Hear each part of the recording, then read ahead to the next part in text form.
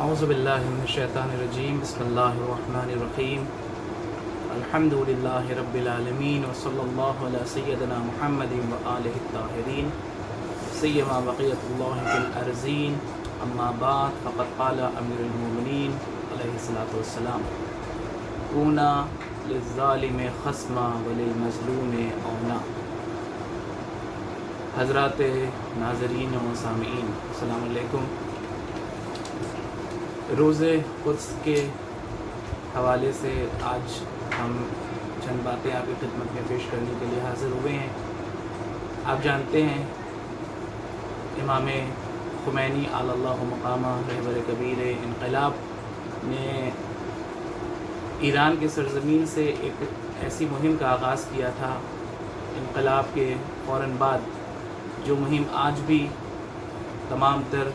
عالم اسلام میں اور تمام تر دنیا کے اندر پھیل چکی ہے، اس اعتبار سے کہ ہم اس دن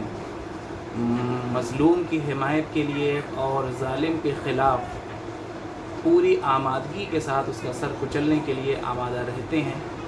اس لیے کہ ہمارے اور آپ کے آقا نے ارشاد فرمایا تھا کہ ہمیشہ ظالم کے خلاف اس کا سر کچلنے کے لیے تیار رہو، آمادہ رہو، برسر پیکار رہو اور پوری شدت کے ساتھ اس کا مقابلہ کرو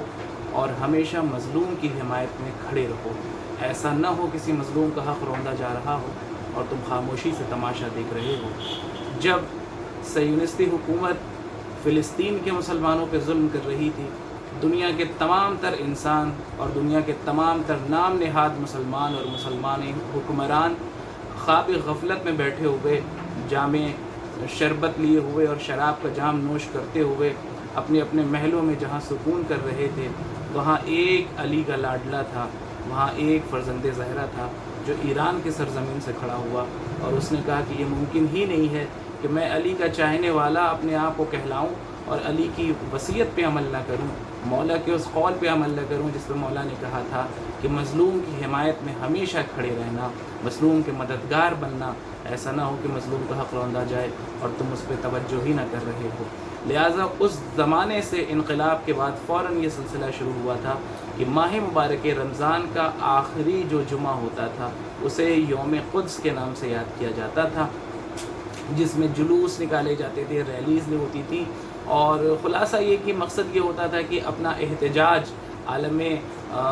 انسانیت کے اندر، پوری دنیا کے اندر اپنے احتجاج کو دکھایا جائے، اس لیے کہ بظاہر ہم اتنی دور سے بیٹھ کے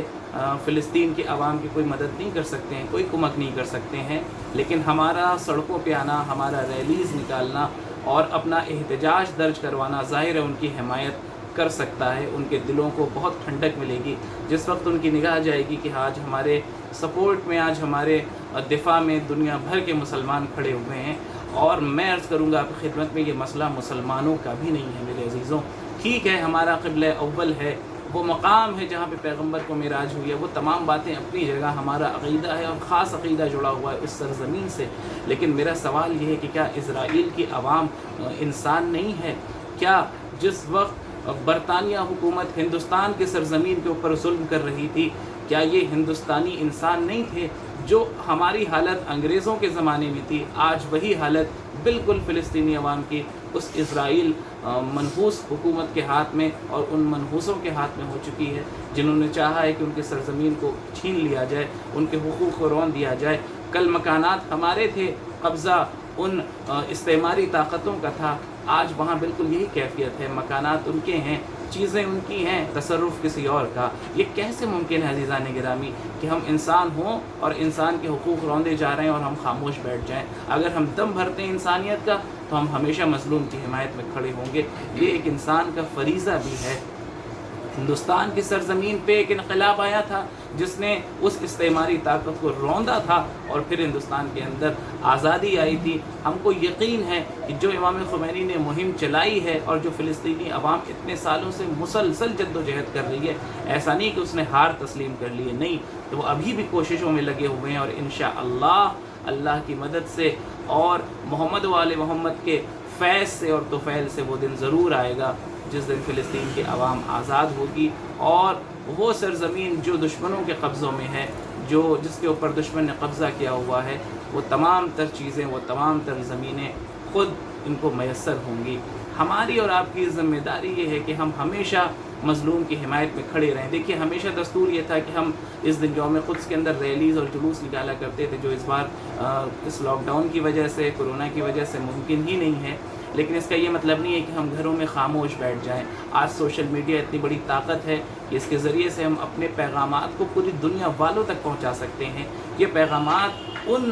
مستضعفین افراد تک بھی پہنچے گا جن کے دلوں کو بڑی تقویت ہوگی جس وقت وہ دیکھیں گے کہ ہاں آج بھی ہماری حمایت میں تمام تر ملک سے لوگ کھڑے ہوئے ہیں، تمام تر انسانیت کھڑی ہوئی ہمارے دفاع میں، جس سے انہیں حوصلہ ملے گا، جس سے انہیں طاقت ملے گی۔ لہٰذا سوشل میڈیا پہ اپنے تمام تر پیجز، چاہے وہ فیس بک کے ہوں یا واٹس ایپ کے گروپس ہوں یا ٹویٹر یا انسٹاگرام جس پہ بھی آپ استعمال کرتے ہیں، اسے آپ